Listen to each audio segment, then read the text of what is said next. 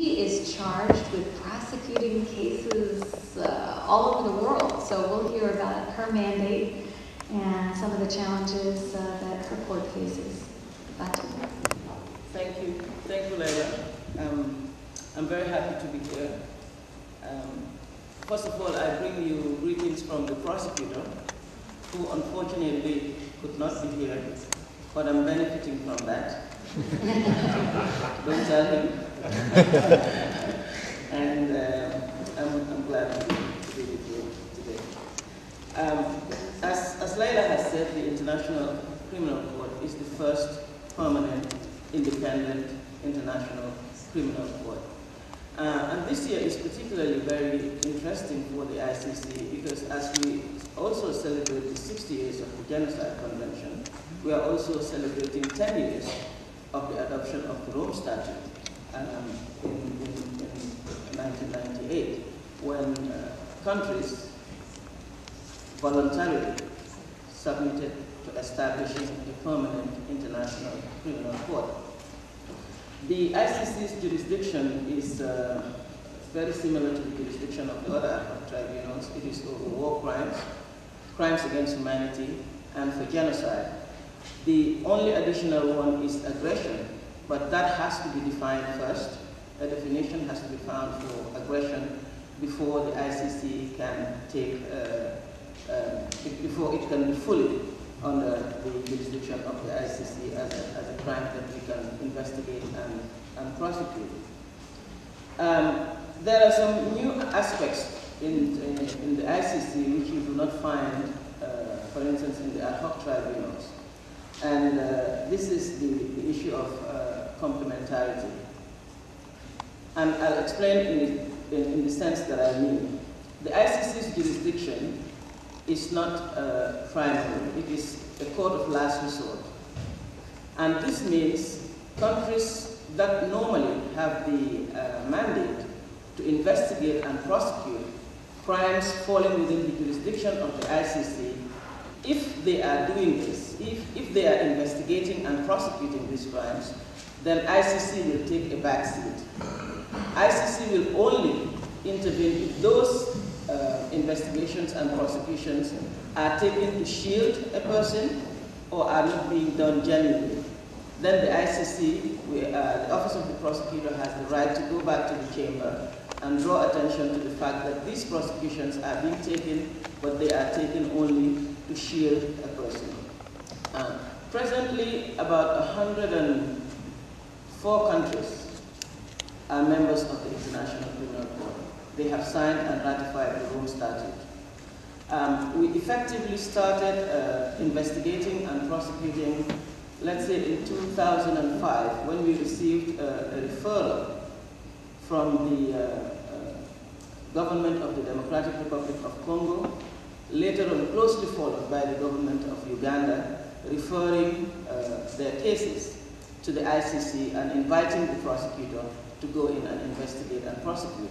Let me talk about briefly how the jurisdiction of the ICC can be triggered, because I think this always forms a very important basis for the discussions, why ICC is not here, why ICC is not investigating a certain country and leaving out others. The ICC has jurisdiction over the territory of a state party. When crimes are being committed on the territory of a state party, the ICC has jurisdiction. When crimes are being committed by the national of a state party, the ICC has jurisdiction over that national of a state party, irrespective of where he's committing that crime. The ICC's jurisdiction can also be universal because the United Nations Security Council can refer a case to the ICC from anywhere in the world. And this is what has happened in the case of Darfur, Sudan. As we all know, Sudan is not a state party to the ICC, and this is the claim they continue to make.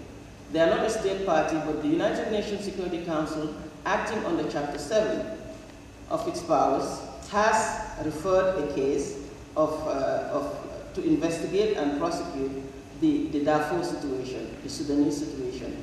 And this is why the ICC has been investigating, resulting in the warrants that have issued against Ali Kuchik Ahmed Haroun, and now we've made an application against the president of Sudan. Another aspect which I think I should also highlight, apart from complementarity, is victim participation.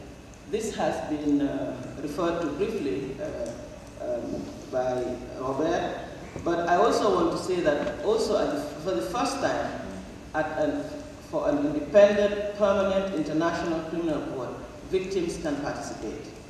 The ICC statute provides for victims to be able to present their views and concerns, and also to ask for reparation. This is the first that is happening.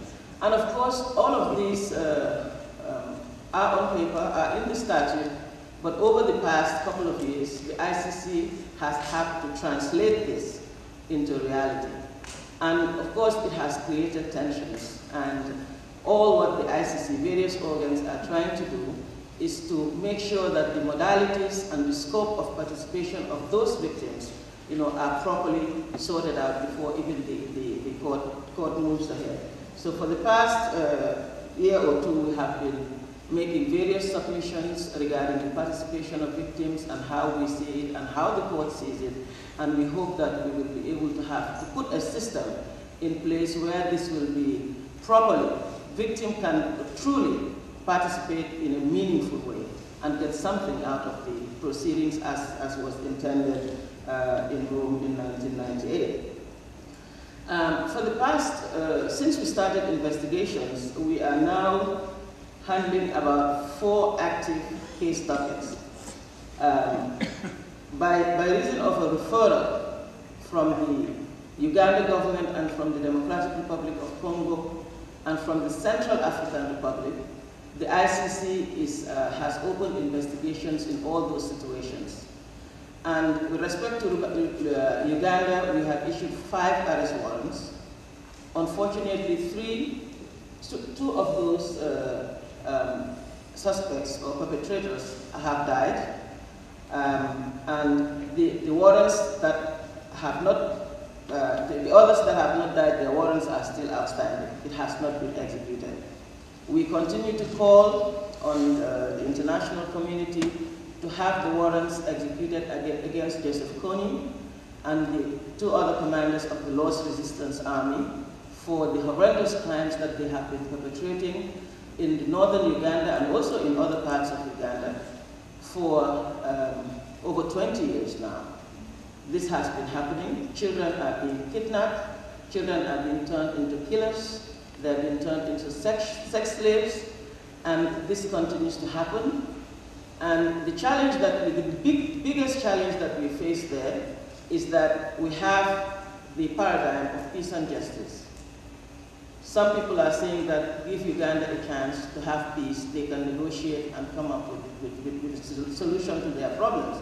But what has actually happened is that Joseph Kony had never been serious about negotiating for peace. It was only after the ICC, or I can say that it formed a big part of it, it was after the ICC has issued warrants against Joseph Kony for his arrest that he is appearing to be serious about negotiating for peace. This has brought him to the negotiating table, but we have seen that process has broken down a couple of times, and in the meantime, Joseph Kony has used the opportunity and the monies that are being presented to him to rearm, to regroup, to extend his crimes. Now it is beyond the borders of Uganda. We know that he's committing these crimes in Central African Republic. We know he's committing the crimes in the Democratic Republic of Congo, and we know he's committing the crimes in Sudan. So this is now transcending national borders. It's going into regional neighboring countries, and children continue to be abducted, and these crimes continue to occur. Meanwhile, the so-called peace negotiators are always forgetting that accountability is also very important in the process. So what we need to do is really look for ways to see how we can complement each other. Not to say, start sequencing, not to say that because we are negotiating for peace, justice should be pushed off the table. We continue to ask for this. A similar situation